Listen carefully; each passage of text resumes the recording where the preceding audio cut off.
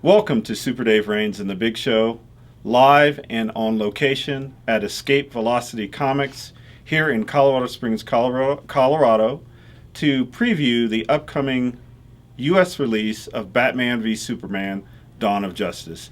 I'm your host, Super Dave Rains, and welcome to the comic book movie review panel featuring my panel of experts, Michelle Asher. Hello. And Alexander Rains. How's it going? Rarely do we get a major blockbuster release in March.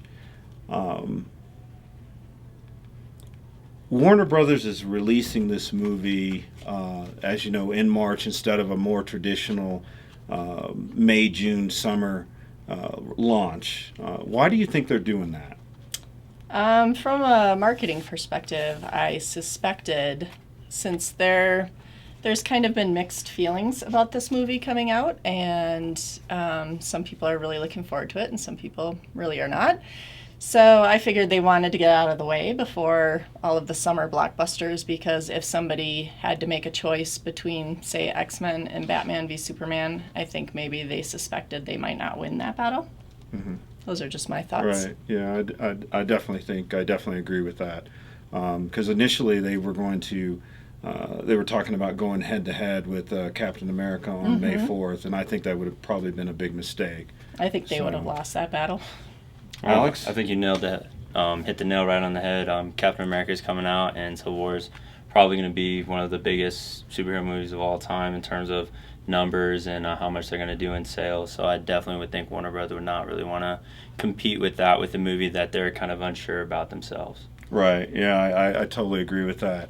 So let me ask you this: what's your opinion on the casting for this movie? Do you believe that Zack Snyder and Warner Brothers got it right? Do you buy Ben Affleck as the billionaire playboy Bruce Wayne, aka Batman? What's your take on Gal Gadot as Diana Prince, aka Wonder Woman? And do you really believe that Jesse Eisenberg can pull off the role of Lex Luthor? Well, I'll start with that one. I think he definitely can. I think Jesse Eisenberg is really great, but he's always kind of the same character, I guess, is what I'm a little skeptical about, because he's always just kind of Jesse Eisenberg. Right. Ben Affleck, I love Ben Affleck. I am skeptical about him as Batman. I think it's a curious choice, considering how close we are to Christian Bale as Batman, who is phenomenal, best Batman, in my opinion. So I am curious. I always kind of want to giggle when I see Ben Affleck as Batman, honestly. So, I mean, I hope he proves me wrong. Gal Gadot, I really think she seems like an awesome person. I think she's beautiful. I would have gone another way with Wonder Woman, just because it's been so long since we've waited for her to be on screen, and everybody still has Linda Carter embroiled in their memory, and she's supposed to be an Amazon. She should be taller. I think she should be more muscular. I think she's going to kick butt. I mean, she definitely has that aspect, but I would have gone a different route. Right, and I agree with you, because when they first cast her as Wonder Woman, that was my question. I was like, wait a minute, she's too skinny. She's a little tiny thing. Yeah, she's not Amazonian enough, you know. And I was kind of looking for just a more, like, really take this opportunity to bring her into modern day, like really just give her a badass outfit and make her kind of more of a Black Widow, Gamora kind of streamlined modern outfit. I guess I was a little disappointed with the kind of the Xena looking outfit. I think she looks great. I think she's gorgeous. Don't get me wrong. Yeah, she is. But yeah, I would have liked to seen that take a different route, I guess. Right. So what do you think? Let me ask you this: with the casting of Jesse Eisenberg as Lex Luthor, which I question as well, do you think they're kind of aiming at like a Mark Zuckerberg type? So I think with that cast, I think they're really aiming at trying to capture a villain as a very eccentric personality, kind of like we saw Heath Ledger do the Joker in The Dark Knight. I think that that's the aim right now, is that a villain should be crazy and outside the box thinking. And I almost think it's kind of going after some low-hanging fruit, especially in the comic book world right now, to kind of just go, oh, we'll get this guy. We know he can play an eccentric character. However, Lex Luthor is kind of a menacing guy in most of the comics, so I think it's like an interesting way to try to take it to what is currently popular and what has been successful. Having that villain that's a little outside the box, that, oh, I don't really see this little nerdy guy looking like a villain, and then he is this menacing person. So I think that that's what Warner Brothers and DC are really going with this cast right now. All right. The rumor's kind of already on the net that Darkseid is going to be the first villain in the new Justice League movie, which will begin taping or recording or filming. Excuse me. Thank you. Filming in April.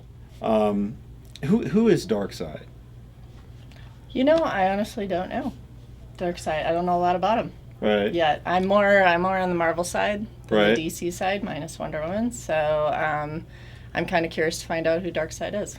All right. So for those of you that don't know, Darkseid is a supervillain kind of akin to almost like a satanic figure in the DC universe, who is obsessed with getting the anti-life equation in order to bring order to the galaxy. Kind of the typical villain with kind of a good concept of he wants to bring order, but he wants to do it through very poor means.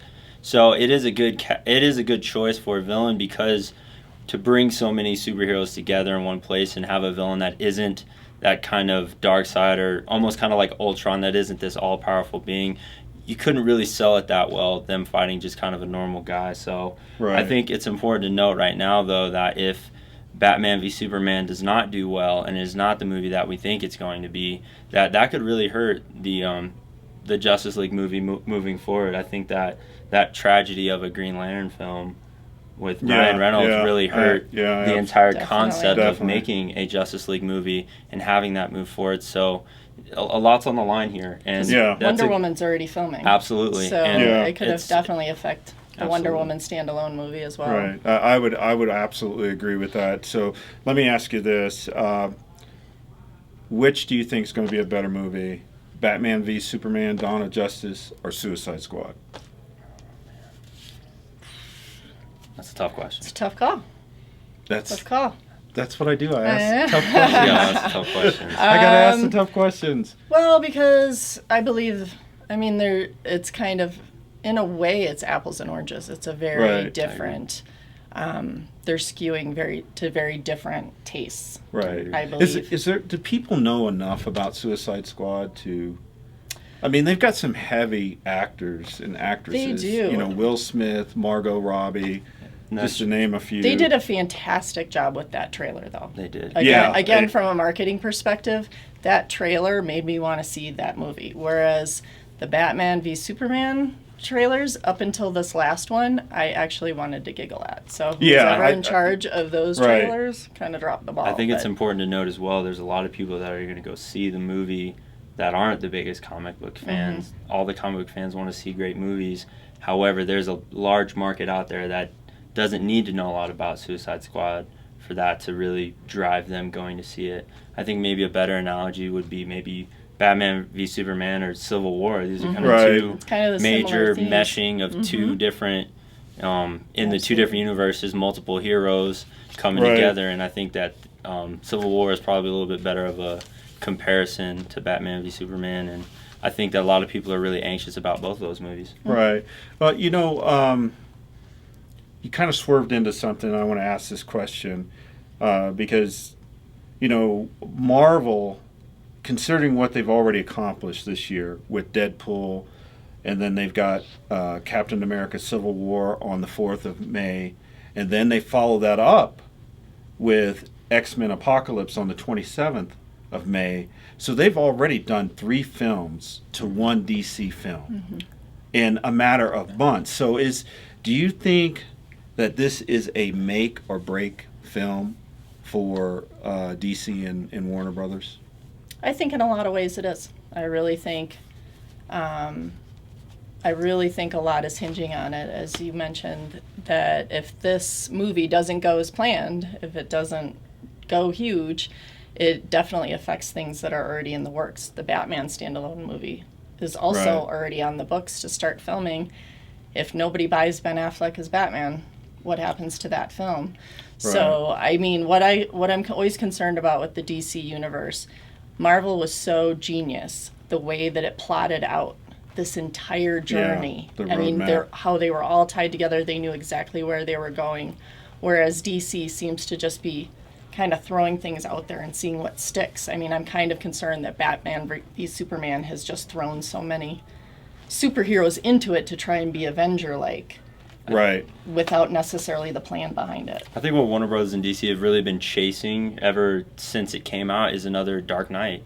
And I think that all the movies that they've come out with since then have, I mean, granted that for argument, could be the best superhero movie of all time, but I think that they're kind of chasing that success really hard. And I almost would think of it not even a Warner Brothers DC versus Marvel.